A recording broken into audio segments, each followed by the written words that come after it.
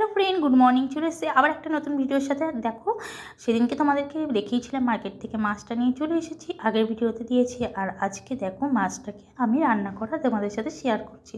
Tilapia মাছ তোমাদের সাথে share করা হয়নি ঠিক মতন রান্না করা, তো আজকে আমি জিরে সর্ষে বাটা দিয়ে ঝাল করবো, মাছের ঝাল। চলো তোমাদের সাথে শেয়ার করি ঝালটা। তো আমি মাছটাকে লবণ হলুদ মাখিয়ে নিচ্ছি। এই তেলাপিয়া মাছ তেলের মধ্যে দিলেই না তার সেন্টটা একটু অন্যরকম হয়ে যায়।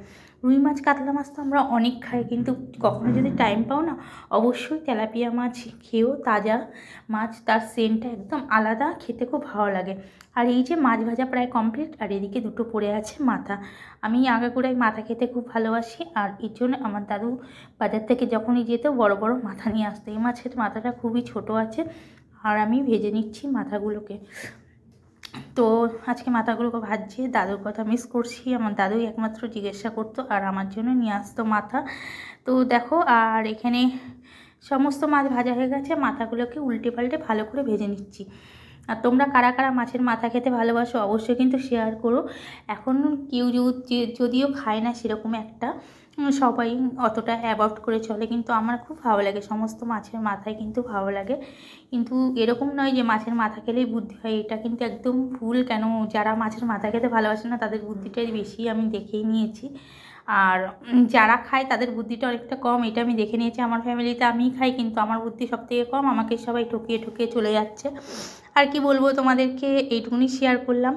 আর তারপরে দেখো আমি ভালো ভেজেছি। আর এই মাথা ভাজতেও কিন্তু খুব রিস্ক, তেল প্রচুর ফোটে টকবক করে, তোমরা খুব জানো ভালো মতন। তো আস্তে গ্যাসের মধ্যে ওই জন্যই করছিলাম। আর এই মাছ ভাজা আমার কমপ্লিট হয়ে গেছে, তেলও গরম আছে একদম। দিয়ে দিচ্ছি এখানে গোটা জিরে ফোড়ন দিয়ে দিলাম। আর গোটা জিরে ফোড়ন দিয়ে আমি পেঁয়াজ কুচি দিয়ে দিচ্ছি। পেঁয়াজ কুচিটা দিয়ে পেঁয়াজটাকে কিছুক্ষণ ভেজে নিচ্ছি, একটু হালকা হালকা মিডিয়াম লাল লাল করে ভেজে নিচ্ছি।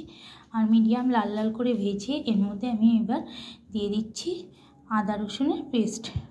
আমি আদা রসুনটাকে হালকা পেস্ট করে নিয়েছি, খুব বেশি নয়, কেন যেহেতু ইয়েতে করেছি তো পেস্টটা বেশি হয়নি, মিক্সচারে করিনি। দেখো ছ্যাবড়া ছ্যাবড়ায় আছে, তো পেস্টটাকে দিয়ে আমি ভালো করে আরও একটু নেড়ে নিচ্ছি, ভাজা ভাজা যাতে হয়ে যায়।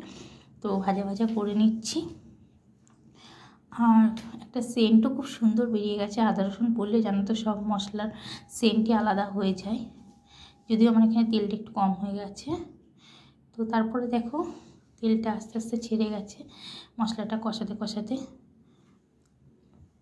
পেঁয়াজটা একদম লাল লাল হয়ে গেছে আর মশলাটা ঠিকঠাক ভাজা হয়ে গেছে। এবার আমি এর মধ্যে একটুখানি সর্ষে বাটা দিয়ে দিচ্ছি।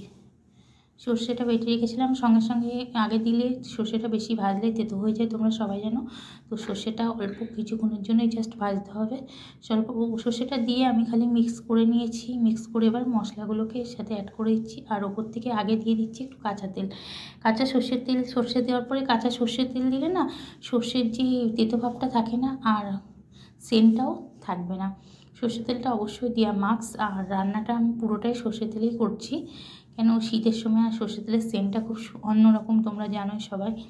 তো সর্ষের তেল দিয়েই করছি। আর এখানে দেখো জিরে আর গুঁড়ো মশলা, হলুদ লবণ একসাথে গুলে রেখেছিলাম, ওটাকে আমি এবার এর মধ্যে দিয়ে দিলাম একসাথে। আর দিয়ে দিচ্ছি নুন দিয়ে এবার আমি কিছুক্ষণ এটাকে ভালো করে কষে নিচ্ছি।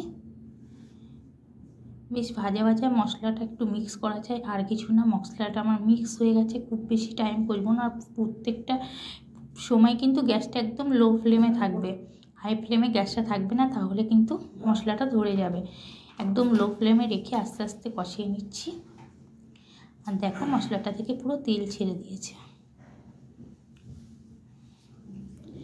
খুব ভালো লাগে জানো তো।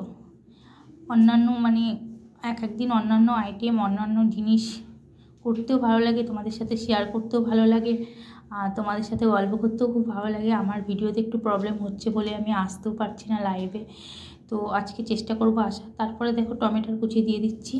এখন শীতকাল, তরকারিতে টমেটোর ছাড়া চলে না, গরমকালেই চলে না, শীতকালে কি চলে বলো। আর এখনকার টমেটো জানো তো, দেশি টমেটোর সেন্টটাই আলাদা। টমেটোরে এখনকার যে কোনো সবজি খাবে তার সেন্ট আলাদা গরমের থেকে, কেন এখন টাটকা সবজি পাওয়া যায়, এই জন্য সবজির সেন্টগুলো আলাদা। যদিও এখানে সবজির দাম প্রচুর, তোমাদেরকে আগেই বলেছি।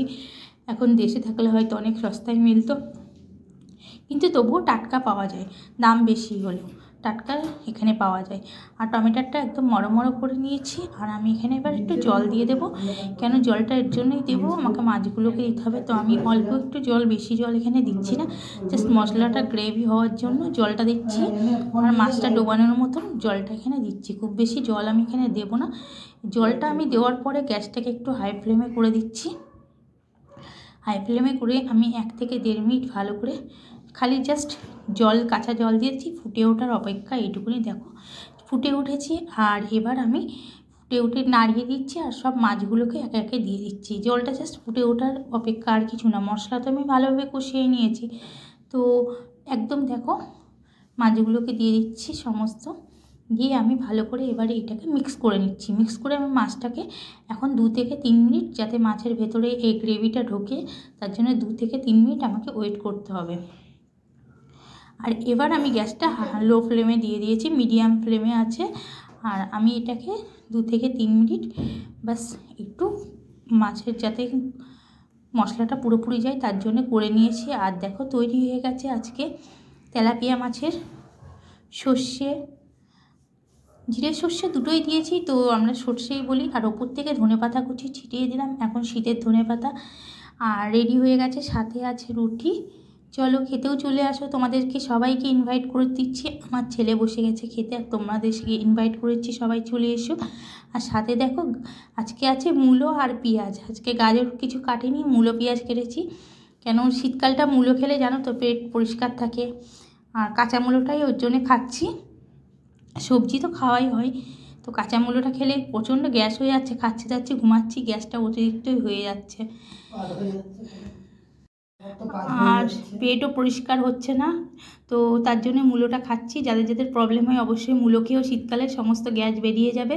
তো ভিডিওটা এখানেই শেষ করছি। ভিডিওটা কেমন লাগলো অবশ্যই কিন্তু কমেন্ট করতে ভুলো না।